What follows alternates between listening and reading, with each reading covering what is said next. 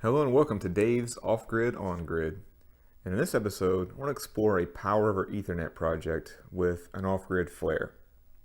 I want to use Power over Ethernet to power a tablet.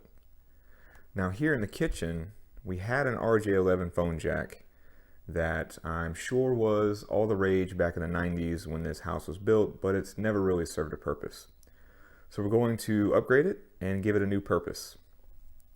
So I've already ran new Cat 6 Ethernet cable behind this wall, and I've replaced the wall plate with a Cat 6 jack.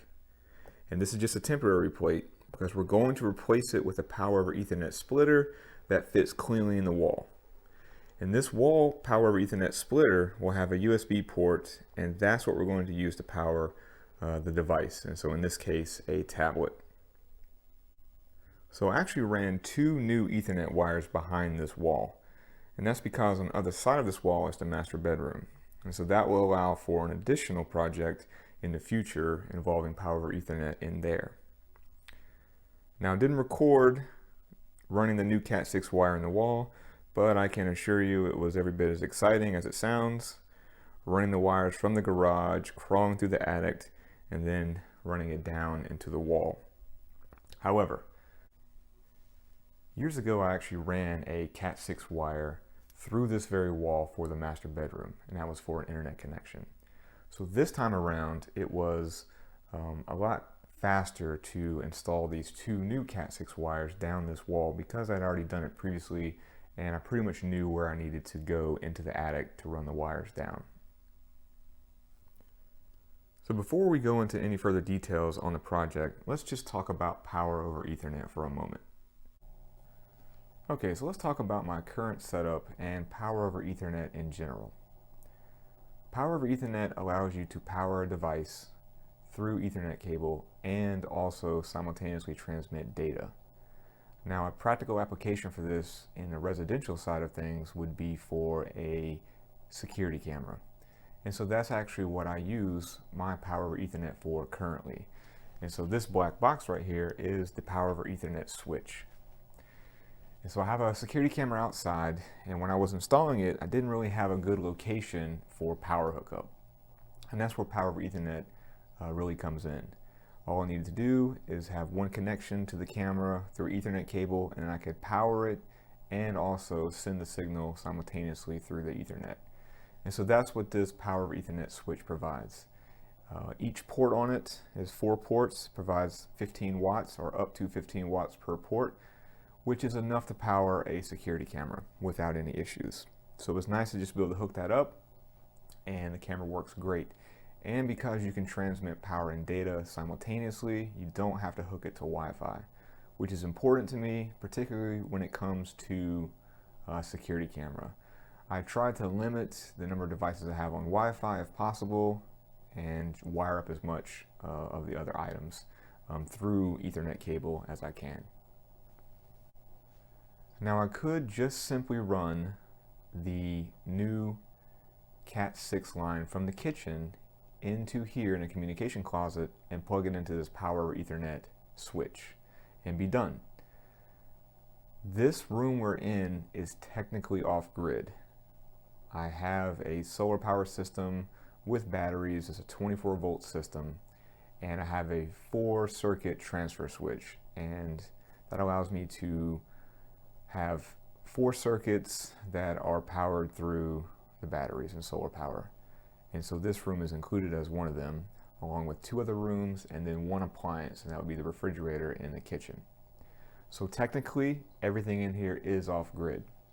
So plugging into this Power over Ethernet port would be the simple thing to do. But I want to do something a little bit more in this particular project. Because what happens in this scenario, or what is going on in this scenario, is solar power is coming in and it's going into the batteries as DC.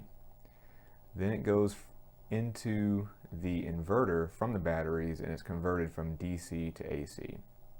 And then the inverter sends it through the power outlets, where this switch converts it from AC to DC. So we're going from DC to AC, AC to DC. And each time you do that, there is a conversion loss. So what I want to do in this project is run Power over Ethernet strictly DC the whole way. So from the battery system into a device, and then from there, power over Ethernet into the kitchen where I will run a tablet. So running power over Ethernet strictly DC the whole way will reduce the efficiency loss. Now there is still going to be a little bit of efficiency loss even running it the whole way as DC, but it's not as significant as running it through the inverter, going from DC to AC and then AC back to DC. And so that's the goal of this project, to see how feasible it would be to run power over Ethernet directly from my battery system to a device in the house. Now let's talk about the inspiration for this project. So we're back here in the kitchen now, and we have this setup going on. And this is simply just a repurposed Surface Duo device that allows me to see how my solar power system is doing. It will provide battery information, it will provide energy coming in from the solar panels, and so on. And then on top of that, you can also charge a phone or charge a watch, basically one convenient location. So the first thing I did was replace this wall outlet to something more modern. And it includes 2 USB ports in addition to the regular AC outlets. So it has a USB-A and a USB-C. Now they make all kinds of different types of these outlets that you can buy. You can actually buy ones that have 2 USB-C plugs on them rather than a USB-A and a USB-C. And that's actually more modern than this particular setup because most standards are going to follow USB-C moving forward. There may be some iteration down the line, we'll have to see. However, this was a setup that worked for me because this outlet had to be GFCI, which is ground fault circuit interrupter. Because we're in the kitchen, we have to have GFCI outlets. And so this is the particular model that I could find, and it works out just fine because the actual Surface Duo device runs perfectly fine off the USB-A port. And then I can use USB-C to charge my phone or to charge my watch. So the system works out. So what I want to do is take this and scale it up even further with power over Ethernet, because in this particular situation, this room we're in, the kitchen, is on grid. It is not off grid. The only thing off grid in here is the refrigerator. So yes, you're running USB ports from this outlet, which is nice because it means you don't have to have your charging brick or your charging block taking up the outlet. It does the conversion inside the outlet from AC to DC, and it makes it look a little bit more cleaner and modern. So we want to scale this up a bit using power over Ethernet to see if we can power a device a little bit larger than this, like a tablet, strictly off of solar power going DC the whole way. All right, so here's the plan. I have a Surface Go tablet that I don't really use that often, so we're going to use it in this project. So much like what I have set up with the Surface Duo phone/tablet, is we're going to install a glass floating shelf just below this power over Ethernet port. And then I can place the tablet directly on that shelf, and it will be used to display information. Now the power coming from it will be provided by power over Ethernet, which will be ran from the solar power system. So because we're in the kitchen, there's some useful applications for this tablet. Think of it as like a smart screen essentially, but just basically repurposing what I already have to make it into something a little bit more functional. And so if you're in the kitchen, if you want to use that screen to display a recipe while you're cooking, you certainly can. I can have it display some news information, weather information, radar, etc. There's all kinds of things you can do. Now, you can mount the tablet directly to the wall, make it look flush, instead of using like a floating shelf, which is the option that I want to do. And the reason for that is, while I don't use this tablet all that often, I still use it from time to time. So placing it on a shelf in front of this power over Ethernet port gives me the availability or the option to use the tablet in the kitchen majority of the time, but I can still grab it and take it with me if I need to take it somewhere. And so, you know, this is more or less a feasibility project to see if this is something that's going to work. You know, can we actually run power over Ethernet through the battery system or from the battery system into this outlet And will the tablet even function? Is it going to be enough power to keep the tablet on to be useful? Because we need to provide enough power to keep the screen on continuously, or at least during the daytime while you'd be most likely to use it. Because the whole purpose of this is not to walk up to it and have to turn it on.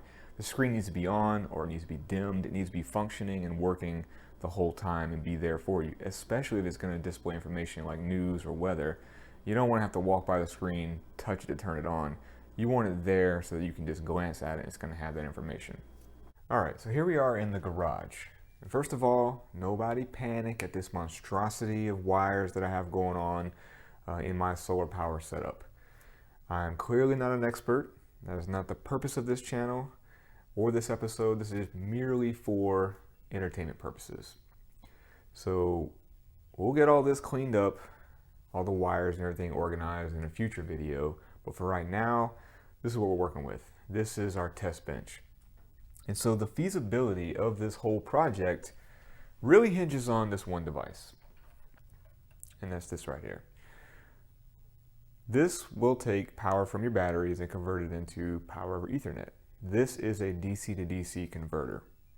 And so it takes power from the batteries, DC input between 9 volts and 36 volts. Now my particular solar power setup with the batteries is 24 volts. So we're good to go there. And this will output 48 volts for power over Ethernet. And 48 volts power over Ethernet is common when it comes to power over Ethernet. They do have some systems that are 24 volt, but most of them are 48 volt. And so we're going to use this device to see if it's feasible to run a tablet in the kitchen. And so the way this works is you simply just plug your positive and negative from your battery, and then it will convert it to, it will upscale it, step it up to 48 volts. And then on top you have 2 ports. Now typically power over Ethernet can transmit data and power at the same time, but not with this particular device. If you want to do data, you've got to plug in to this network port right here with a standard Ethernet cable and then connect it to a regular switch. Now that's not necessary in this project because I'm just trying to power a tablet which is already Wi-Fi connected. So all we're going to be using is the power over Ethernet port. And so I have already ran this cable up through the garage into the attic and then down into the wall. And so now we can go through a bit of a testing phase to see how feasible this project is before we really move any further. And here we are back in the kitchen. Now before we get too far off into this project, we really need to find out, is this even feasible? So what I'm going to do is I'm going to take a Ethernet cord and we're going to go ahead and plug it into the wall since we're already hooked up and see if it will power this tablet down here. And this is going to be the tablet that I'm going to use for this setup if indeed this does work. So this is a Surface Go tablet, not too big, should be okay. The DC to DC converter that we just looked at has the ability to output up to 25 watts. So that should be plenty for this device, but we're going to see. So let's go ahead and plug it in and see if it will start charging.